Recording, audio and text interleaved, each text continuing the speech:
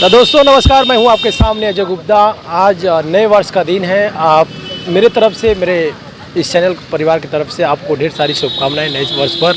और मुझे उम्मीद है आप अच्छे होंगे, अपना ख्याल रखे होंगे, अपने परिवार को भी अच्छे से रखे होंगे, क्योंकि जिस हिसाब से देखा जा रहा है कि पिछली बार लॉकडाउन था कोरोना में, इस बार ओमिक्रॉन आ गया है। नाइट कर्फ्यू है शासन की तरफ से, प्रशासन की तरफ से, और उसका हमें पालन करना पड़ेगा, क्योंकि इस बीमारी से अगर लड़ना है तो उससे सख्त से सख्त हम इस पर मजबूती के साथ लड़ें, तभी ये भगेगा। और मेरे साथ नए साल पर कुछ खास मेहमान बैठे हुए हैं। अमित भैया हैं, बगल में गिरीश चंद्र गुप्ता जी हैं, और कुछ यहाँ पर दुबारी मोड़ के ग्रामीण क्षेत्र के कुछ दुकानदार भाई भी हैं। इनसे बातचीत करूँगा आज। सर, नए वर्ष पर ढेर सारी शुभकामनाएं आपको। बहुत बहुत धन्यवाद, आपको भी शुभकामनाएं। इस बार नए वर्ष पर किस तरह से लोगों को संदेश दे रहे हैं? कैसे नए वर्ष मनाएंगे? कैसे इस बार लॉकडाउन का पालन करेंगे, सोशल डिस्टेंसिंग का पालन करके इसको ओमिक्रॉन को एक अच्छे से ध्यान देते हुए भगाने का काम करेंगे? इस पर थोड़ा सा बताएं। देखिए, सबसे पहली बात तो ये है कि हम जो सनातन धर्म के लोग हैं, ये हमारे लिए नया वर्ष नहीं है।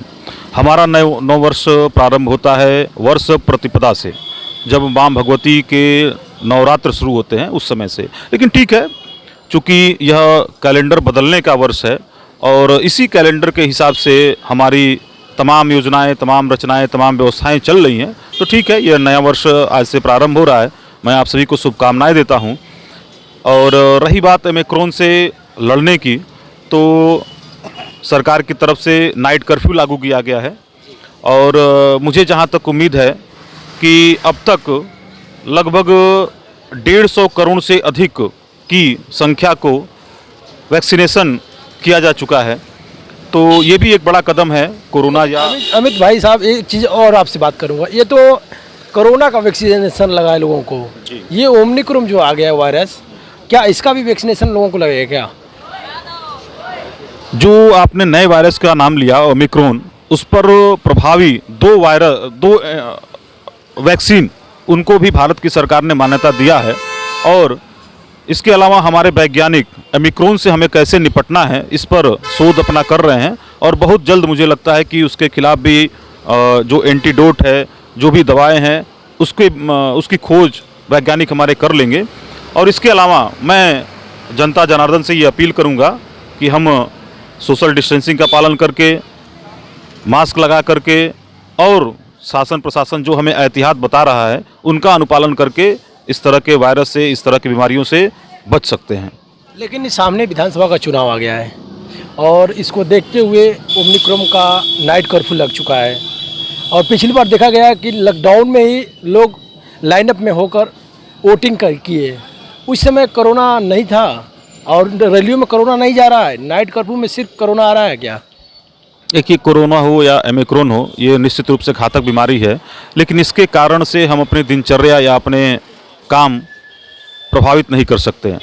चुनाव लोकतंत्र का उत्सव है, ये होना चाहिए। हाँ, उसमें जो भी हमें सावधानियां बरतनी है, सरकार, चुनाव आयोग और तमाम राजनीतिक दलों ने इस बात पर सहमति जताई है कि हम तमाम सावधानियों को बरतते हुए चुनाव सही समय पर कराए जाने चाहिए, क्योंकि चुनाव ही लोकतांत्रिक देश में एक उत्सव है, एक पर्व है।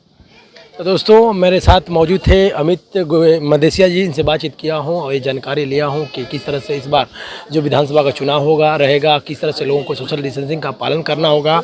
और आज 1 जनवरी है, देख सकते हैं ये अलाव है, और अलाव के पास सभी लोग यहाँ पर बैठे हुए हैं। एक एक करके सभी लोगों से बातचीत करूँगा आज। गिरीश भैया, नमस्कार आपको। नमस्कार। नए वर्ष पर किस तरह से लोगों को संदेश दे रहे हैं आप? नए वर्ष पर जैसे अमित भाई ने बताया, ये कैलेंडर के हिसाब से नया वर्ष है। हिंदू रीति के अनुसार विक्रम संवत को ही नया साल माना जाता है, जो कि बैसाख 1 गते से शुरू होता है।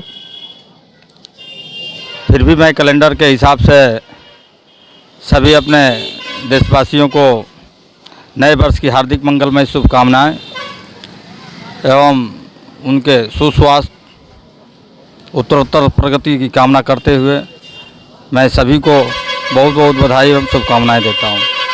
दोस्तों, आज नए वर्ष में मैंने भाई साहब लोग से बात किया हूँ, ये जानकारी लिया हूँ किस तरह से इस बार चुनाव रहेगा, किस तरह से लोगों को संदेश दे रहे हैं। और इधर देख सकते हैं, कैमरा मैन चाहूँगा ये भी थोड़ा तस्वीर दिखाएं, इस तालाब के पास बैठे हुए हैं। इस बार चुनावी माहौल किस तरह का रहेगा भाई साहब? इस बार हम लोगों मधुबन विधानसभा से सब बाहरी आते हैं, बाहरी जीत के चले जाते हैं। हम लोग का विकास नहीं होता है।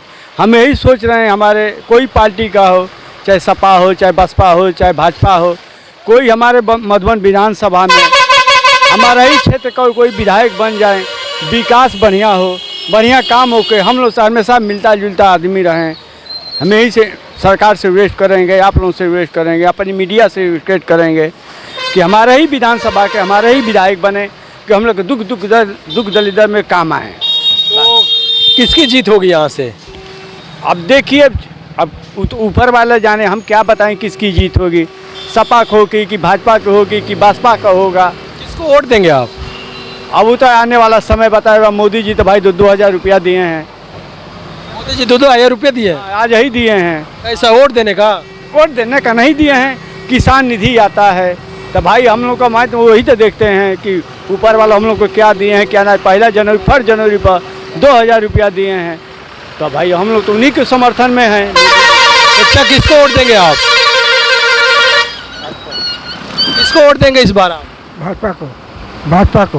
क्यों? हाँ, तो समय बताएगा, समय बताई किसको। आवास मिला है? किस तरह का आपको योजनाएं मिली है मोदी सरकार की तरफ से? हमको कुछ नहीं मिला। कुछ नहीं मिला, फिर भी देंगे आप? नहीं, समय बताई आई। दोस्तों, आज नए वर्ष पर हम बातचीत किया हूँ, देखा हूँ किस तरह से जानकारी लोग दिए हैं, और ये सारी जानकारी आप देख सकते हैं नए वर्ष के दिन लिया हो। लेकिन आज का शुभ दिन है, आप बने रहिएगा, कहीं मत जाइएगा, देखते रहिएगा सिर्फ